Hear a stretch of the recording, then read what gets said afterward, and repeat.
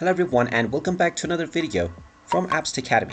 In this video, I'm going to show you how to go live on TikTok. So let's get started right away.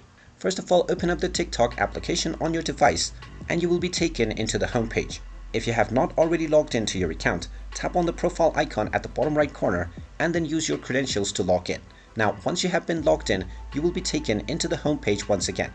Now, from the home page, if you already have met the requirements for your account in order to go live, then you will be able to access the live option by simply tapping on the plus icon at the bottom. If you tap on this, you will be taken into the create page, and underneath the shutter icon, you will find camera, templates, as well as the live feature. Now, if you haven't already reached 1,000 followers, and if you're not at least 16 years of age, then you will not find the live feature at all. And if your requirements have not been met of 1,000 followers, then first of all, you will need to work on this requirement. Once your requirement has been fulfilled, you will be able to access the live menu as soon as you tap on the plus icon. Until then, you can enjoy the live stream of other individuals by tapping on the live option at the top left corner from the home page. From here, you can simply enjoy other people's live stream, and you can also be a part of it by requesting the live stream owner to join within. And there you have it.